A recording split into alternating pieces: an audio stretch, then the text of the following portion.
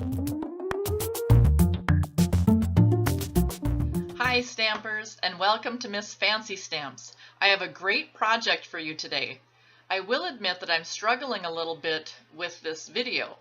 It seems like if I move, my video is not capturing very good and it's kind of making it blurry. I'm not sure what the problem is, but I'm going to try to get it fixed. I did download a new driver. Sound like I know what I'm talking about, but I really don't. Anyway, if anybody watching this knows what the heck I need to do, let me know. But let's get back to stamping because I am super excited to be in my wonderful creative world, shutting out the rest of the world for a little bit of time here, and excited to share a great idea with you. But again, before we start, I want to make sure I have all my things. I would like to tell you that I switched my candle out on my candle warmer, so I'm using another candle from my collection that I am vowing not to keep stashed away. Other than that, the only other thing I have is my favorite pair of shoes for today. Love these shoes, and if I weren't putting them on right now, they'd just be sitting in my closet and I wouldn't be wearing them at all. And I really do wear them in here, I want you to know. Okay, today's project is a little box using the gift box punch board. And the thing about the gift box punch board, I think if I'm closer, my video doesn't get so weird. The thing about the gift box punch board is that it creates so many different sizes of boxes just with one piece of equipment. So the needs as far as supplies for today's project are very minimal. There's the gift box punch board. I'm going to use 2 sets of stamps. The Work of Art, and I'm kind of getting a glare in here, the Work of Art set and Sassy Salutations, and one of our punches from Stampin' Up, and this one's a current punch. If you notice as I'm doing some of this, I have some really old things that I use because, like I said before, I just started as a demonstrator, so I don't have all the Stampin' Up supplies that I want, but slowly I'll gain a supply of those things. And just one ink color today, Bermuda Bay. I love the new colors that Stampin' Up has in their catalogs right now. The punch board is available through one of the special catalogs that's out. It's the Occasions catalog. So this is a separate little catalog that goes along with the main one that they have. If you'd like a copy of it, if you're like me, I love to look through them for ideas. And I like to have the paper in my hands, like the actual book. You know, I'm the kind of person that's still holding on to the paper version of things. And during this time, we have Celebration going on. So if you place a Stampin' Up! Order of $50, for each $50, you actually get to pick a free item out of here. So again, if you're interested, just shoot me an email. You can get my email address from my website at www.missfancystamps.com, and I will get that out to you. All right, I'm going to switch gears and be back in 1 second with our project. All right. Okay, let's get started making a box. This is just a sample. I haven't actually made the one that I'm making for you today, so I don't have the actual one to show you before, but they're all very similar, obviously. For this one, I used a plain colored sheet of cardstock and then just stamped a little tag for it. You can do it with colored papers. Some of the designer papers would be beautiful. Or, like we're going to do right now, is just take a white piece of cardstock and then stamp it to create the backgrounds that we want and the colors that we want. These little boxes are perfect with Valentine's Day coming up for you to put the treats in for the kids, make little classroom Valentines for your children to take, or if you're a teacher, to bring for your classes. With 4 children, sometimes making all those Valentines was a nightmare, but these little boxes are so adorable, and I tell you, I've made a ton of them, and you get pretty quick at it after a while. This is the punch board itself, and it's so easy because it has everything on here for you. There are 16 different size boxes that you can make with this punch board. It gives you the paper size that you need to start with. We're using today the 7x7 piece of cardstock, so I've trimmed that down, that cardstock already, to a 7x7 piece. It goes from a 6x6 all the way up to a 12x12. So you can make some really little tiny boxes that are adorable and some bigger boxes if you have something a little bit larger that you want to put in. and then it gives you the directions, and we'll go through that in 1 second. To start with, though, we are going to do our stamping. So I'm taking my Bermuda Bay. Again, I take the side of the Stampin' Up! Ink pad with the little dots on it and just press, and then I can flip that out and lock that lid in place. Love these Stampin' Up! Ink pads because now that lid is not going to bother me at all. I'm going to try to adjust this a little bit here. Get me a little wider. I tell you, my equipment plan at the moment is not the best. So I'll have to be working on that. But I'm so excited to do this, I don't want to wait. So I'm just inking up my stamp and kind of creating some polka dot effects on here. And the nice thing when you stamp like this is you just don't have to worry. You don't have to be a perfectionist. Just kind of place those wherever. And I just so simply adore the act of stamping that to me this is just a blast. So you can make darker if you stamp multiple times without re-inking. You simply get a lighter stamp image.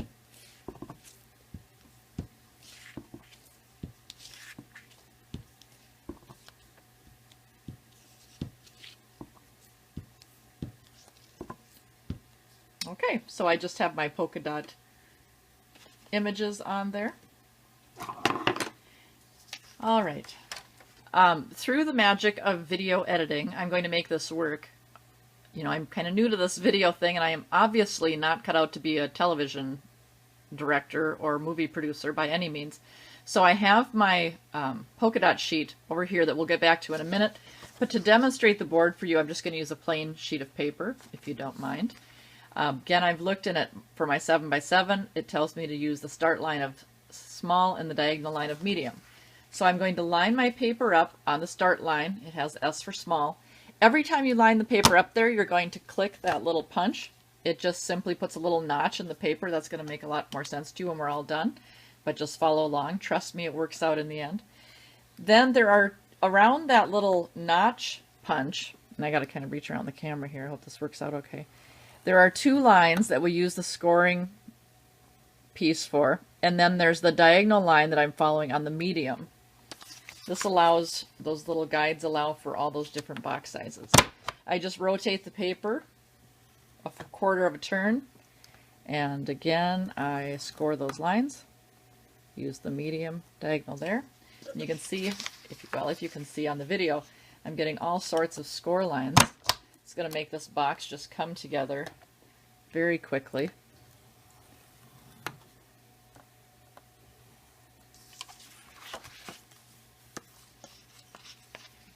Okay. And the last one.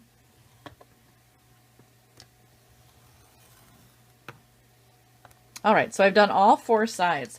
But now what we need to do before we finish with our scoring is we need these notches on both sides of the side of paper. So I'm going to flip this over to the back side and just line this up on the small and punch. Do a 1/4 turn, line it up on the small line and punch, 1/4 turn,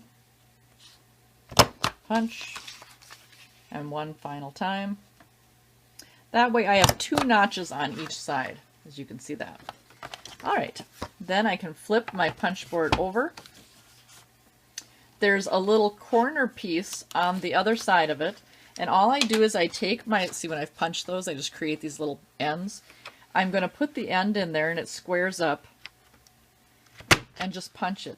And that creates, I think you can see that, it creates a little notch that's going to be used to help put that box together. So I'm doing this on each one of the 4 corners. All right, got some scraps here from those punches. Get rid of those. All right, now back to our polka dot paper. Now you can, if you can see that in here, we've got all these score lines. So what I'm going to do, I'm going to use my bone folder for this. I'm just going to go through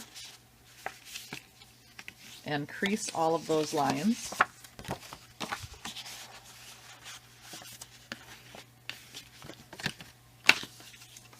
I don't know if I even need to use the bone folder on this one. In fact, I think with the smaller box that I'm doing, it's actually pretty simple just to fold those on the score line.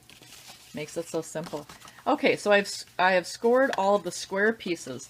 In the corner, there's this little tab that will fold together. So I'm just going to go through and fold those. And the box can really only fold one way, so it's very, very simple. All right, so I have everything folded up with my paper. If I just, oh my gosh, if I just squeeze these together, good thing I have my nice shoes on because they make me feel good, and right now I'm feeling a little clumsy. It just brings that box together, as you can see. Okay, then we take those little notches, and those fit together. There's no adhesive needed for these boxes. You could go in if you wanted to make sure those sides stayed down, but you don't need any adhesive at all. And we tuck those together, and look at that adorable little box. I love it. Oh, gal. Seriously, littlest things make me happy. Okay, so I'm going to set that aside. Now I would just want to make a little tag for the box. So I'm going to take the punch that is the tag punch, and I love these Stampin' Up! Punches. Look at how flat that stores. I can put this on a shelf, and it doesn't require much room at all. It's got a little picture of the tag on it, so I know which punch I'm using. On the bottom of the punch, there's a little release button, and I release that, and that opens the punch up, so now I can use it, because obviously you need to be able to squeeze it together to actually make the punch. All right. I love the design of these Stampin' Up! Punches. I have some older punches that they used to have that were like this, and they work fine, but for me, I have to like put them on a tabletop to do them. But the nice thing about these punches is you can hold them in your hand. They punch so easily. So when I'm going to put my paper in here, I just slide it in. But you see, I can see where the edge of my paper is, and if you're like me, it's like you try to use the least amount of waste so you can save every single centimeter of paper that you have. And I simply pop that tag and it pops right out. So simple and so fun. I tell you, I don't know if it's just me. I hope that you feel the same way, but I have such a blast doing this stamping. Love it. It's really all I want to do, which is why I didn't even make supper tonight. I just ordered pizza. I know, kind of bad, but it gave me extra time in here. Okay, then I'm going to take the Sassy Salutations set, and I am going to take out Thank You stamp. This set I haven't completely put together yet because I think it's important if you're ordering stamps to kind of get an idea of how they're coming. When you get them, and this is a clear set, they're still in the rubber that makes up the stamp itself. And so you just really punch these out. And then there's a sheet of stickers, and I'm not going to make any other ones. They do have a workshop coming up, and I want to be able to show the gals there. And I just take the step, I don't have to trim anything, it's just like this, and I peel off a sticky piece on the back and lay it onto the sticker itself. The directions are all in the stamp set. I could follow them, so trust me, I know you can too. And there you have your stamp. So I'm going to take that little thank you stamp,